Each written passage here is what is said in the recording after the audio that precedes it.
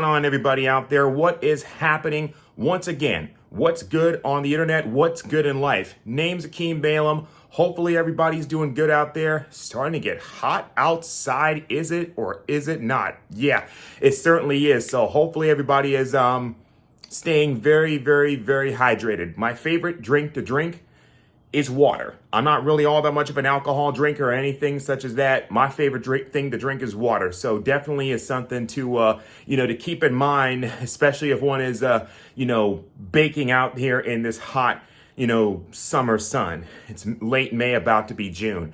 But yeah, I wanted to go ahead and record this video. I'm about to go ahead and get in my car and go on some of my daily rounds. But before I go ahead and do that, I wanted to come on here and I wanted to talk about cars, more specifically stock cars, more specifically stock cars in NASCAR, because it seems as though that there's a bit of silly season news out there that really has the entire landscape of motorsports completely shook. And that is the recent news involving the impending closure of Stewart-Haas Racing. Have been around since 2019, won a couple of NASCAR Cup Series championships with Tony Stewart in 2011. I believe he won 5 of the 10 what they used to call Chase for the Sprint Cup races, but won 5 playoff races at the time en route to a championship. Then you had Kevin Harvick, who won in 2014. So this is a team that once upon a time, it looked like was trying to establish itself as one of the premier teams in all of NASCAR. And now all of a sudden, they're closing their doors at the end of this season. So first of all, one of the first things that I immediately thought about was just all the employees that work at SHR headquarters in Kannapolis. That was one of the first things I was thinking about. I mean, I know of course, it's sexy to talk about, which drivers are going to go where, which drivers are going to go here. Now that there's all this charter talk. And of course, if I remember correctly, they don't even have a charter agreement signed yet, does NASCAR, with the Race Team Alliance. But that was one of the first things I was thinking about. Just all those employees that work, in the Metro Charlotte area. At Stewart-Haas Racing headquarters. Hopefully they're able to land on their feet. Motorsports, I covered the Coca-Cola 600 in 2018 for the Independent Tribune. Motorsports can be a rather cutthroat business. So hopefully everybody that is currently working there can certainly land on their feet, because this is going to affect a lot of people who moved to the Charlotte area just to take jobs with SHR. And now all of a sudden they're closing up shop. That's going to be a huge financial hit to a lot of folks that work there up in that shop. But the thing is, along with what is happening, they're also planning on selling all of their charters. Now, there's been some talk maybe that they may decide to keep their Xfinity Series program around, but it looks like they're closing up shop completely, which means all 6 of their drivers will be looking for new teams this, for the 2025 season. So this is really going to, really shake up a lot of things. Now, for those that don't know, they currently have 6 drivers overall in their stable. They have 4 Cup Series drivers, and they have 2 that also race Xfinity. The ones who race Xfinity are Riley Herbst as well as Cole Custer. Cole Custer, by the way, won last year's NASCAR Xfinity Series championship.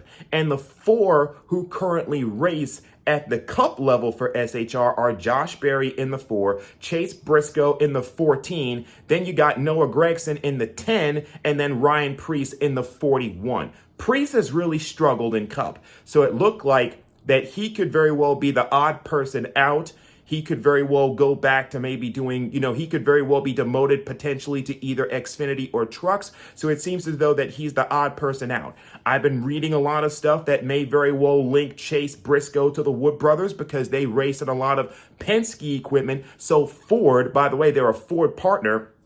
not a key partner, but they were a Ford partner. So Ford may want to go ahead and keep Chase Briscoe around solely because they really like him. They race with Ford. Obviously, Penske races with Ford. So that could very well be a Ford decision as far as like Chase Briscoe possibly going into the 21 and replacing Harrison Burton, who has the Burton last name, but has not lived up to Burton-esque expectations. So there's a possibility that if he gets replaced in that 21 car by a Chase Briscoe, what happens with Harrison Burton? Does he get demoted down back to Xfinity, maybe trucks? That's probably the likely future for Harrison Burton unless he really picks it up big time in the second half of this season. So that's been the rub as far as like what could happen with Briscoe as far as Gragson is concerned. Now, here's the thing with Gragson. Lots of folks within the NASCAR sphere, we're really looking at Gragson as thinking like, oh, he's this spoiled little rich kid out of Las Vegas who only gets rides only because he's got a lot of money, because he comes from a lot of money. But to Gregson's credit, and there's also been some questions, in the last as recently about his maturity level with the way that he's been driving, but he's actually done pretty well this year.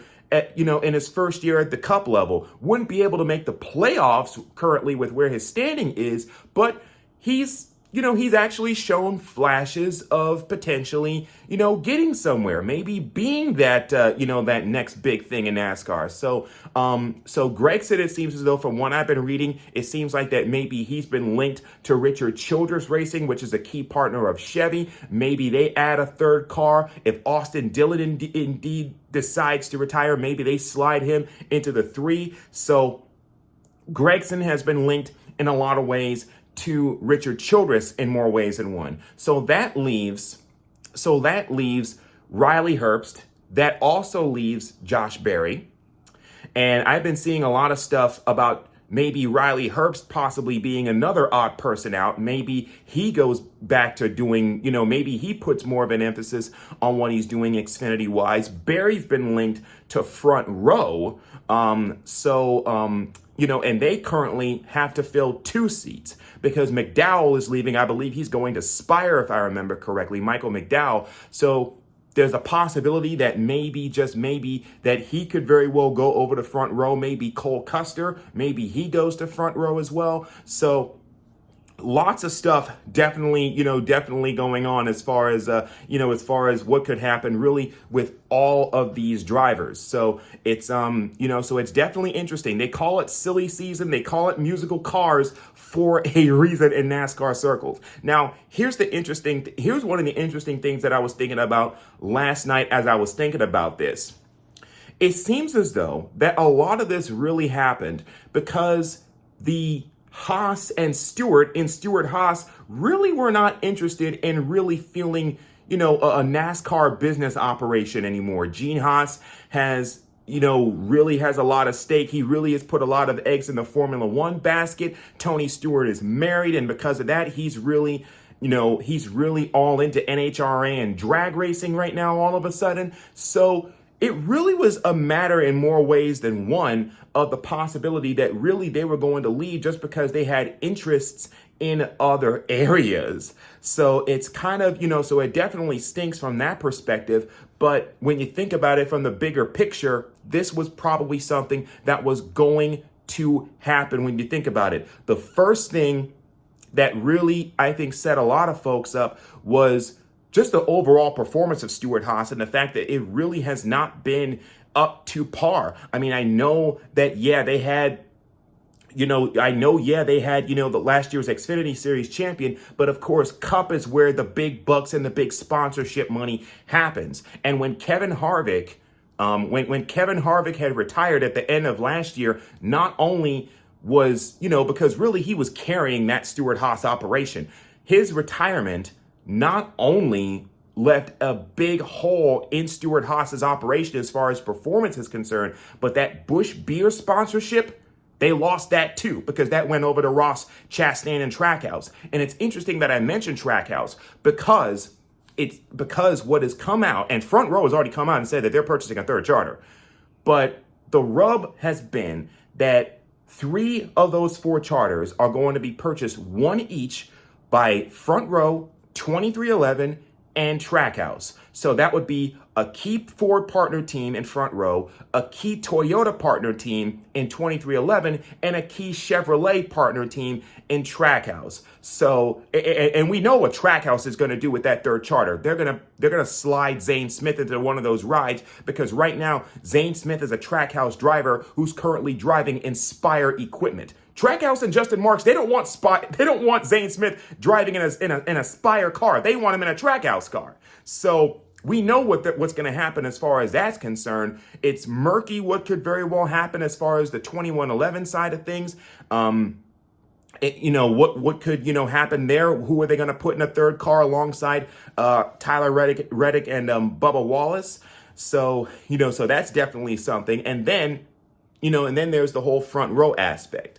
But really and truly, I think that, and a lot of folks have been saying the same thing, Tony Stewart's interest in NASCAR has really been waning over the last few years. I mean, yeah, he won that championship in 2011, but really when you think about it, ever since becoming a full-time owner, he's had some missteps with Stewart-Haas Racing. They tried to pursue Kyle Busch, and then I think the big one was when they tried to pursue Kyle Larson when he was in the process of leaving Chip Ganassi, which Chip Ganassi sold to Trackhouse, what is now Trackhouse.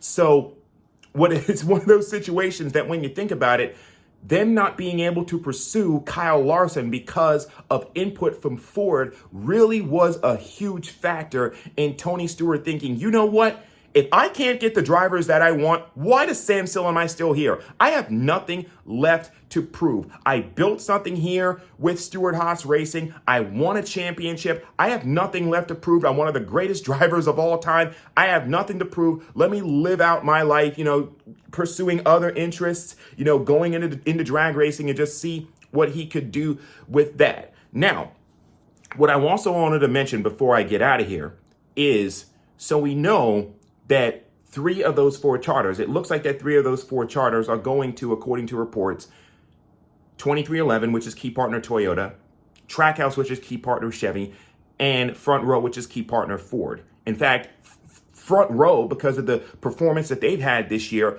with Todd Gilliland and Michael McDowell, by the way, going to Spire next season, because of the performance that Ford has had, not to mention, if I remember correctly, they have an alliance, does Front Row with Penske.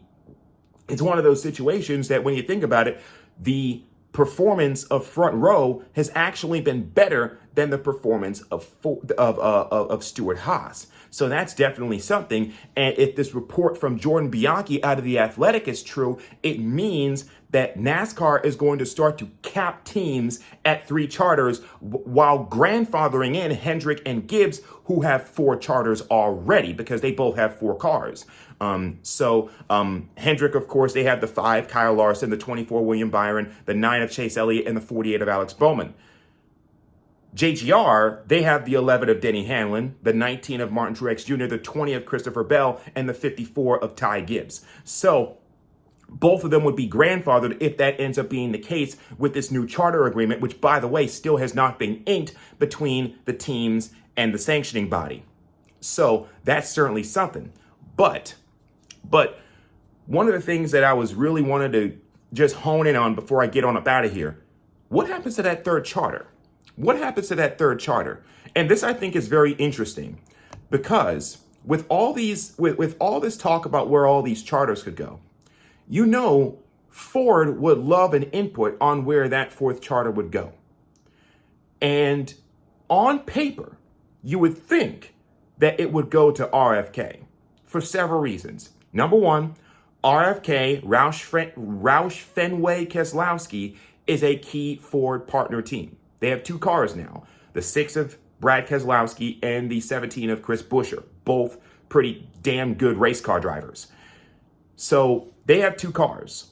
Also, we know that Keselowski has been adamant about wanting to expand the operation of RFK to somewhat similar of what it was when RFK was at its peak, when they had the 6 of David Reagan and the 16 of Greg Biffle and the 17 of Matt Kenseth and the 99 of Carl Edwards.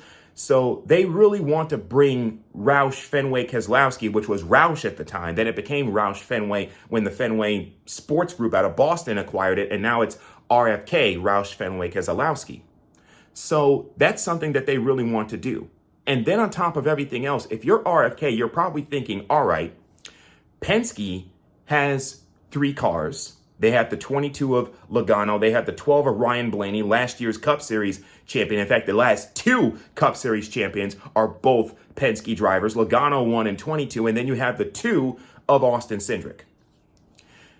And on top of everything else, of course, there's that 21 team, which is basically a satellite team, which Harrison Burton currently drives, and lots of NASCAR insiders are thinking that's going to be Briscoe in 2025. So Penske, 3 cars plus a satellite team, basically, in the Wood Brothers 21. Then you got Front Row, which we know is going to 3 cars. And there's a lot of speculation as far as who could possibly join Gilliland, next year. Gilliland currently drives the 38. McDowell's leaving. Who could fill those 2 seats? So you got Front Row at 3 cars. You got Penske at 3 cars plus the Wood Brothers satellite, basically. If you're RFK, you're probably thinking, okay, there's no way we can let the other 4 teams be at 3 cars, and yet we're only stuck at 2. So RFK, I believe, is going to make a really big push for that 4th and final charter. And it would make sense from a Ford perspective. But here's the problem. Tony Stewart has not necessarily always had the best relationships with Ford over the years. If I remember correctly, when Tony Stewart won that NASCAR Cup Series championship in 2011, he won it in a Stewart-Haas car. But if I remember correctly, correct me if I'm wrong on this, but he won it, number one, when Stewart-Haas was a Chevy team. It was the 14 of Tony Stewart and the 39 of Ryan Newman. If I remember correctly, Stewart-Haas started out as a Chevy team, and not only that, they got their engine and equipment from Hendrick. So Stewart-Haas, the Stewart side of Stewart-Haas hasn't necessarily always had the best relationships with Ford over the years. And he probably still feels some sort of way because Ford, he feels, screwed him out of pursuing Larson, who, of course, went on to win championships and races and is now arguably the best driver in all of motorsports. I mean, we saw what he tried to do. He just raced the Indy 500, and if it wasn't for weather affecting things in both Indy and Charlotte, he would have done the double doing the Indy 500 and the Coke 600. So Larson, he's not just a wheelman. He's arguably the best in the biz. So I can understand exactly why Tony Stewart probably feels some sort of way. Would there be a possibility that Stewart-Haas, in their final act, would decide, you know what, I'm going to be petty and go ahead and sell that 4th charter to Richard Childress, a key partner Chevy team? So wouldn't that be something if that ends up being the case? But lots to think about. And certainly lots to think about as far as whenever this dust settles. And once again, I'm just thinking about all those employees that work at Stewart-Haas that are now going to have to be looking for other jobs. And some of those, unfortunately, may have to take jobs outside of the motorsports industry because, anybody who knows anything about motorsports, they know that it's tough to find jobs there. So hopefully everybody's able to land on their feet with new teams. We know what's going to happen. We believe we know what's going to happen with a lot of these drivers based on a lot of the speculation out there. But certainly a very, very, very intriguing time as far as motorsports and NASCAR is concerned. So I just wanted to come on here and just, talk about that. Like I said, I'm trying to get a lot more consistent as far as my video content, and I feel like this is certainly one way of doing so. Just go ahead and just make the videos. So rate, comment, react, reply, add, and subscribe. Once again, I'm just, one guy, giving my 2 cents on stuff. So whenever you can, like I said, rate, comment, react, reply, add, and subscribe. So until next time, this is Akeem Balaam. Once again, signing off. I'm about to go on my daily rounds. See y'all on the internet someplace. Stay loved up and stay prayed up out there.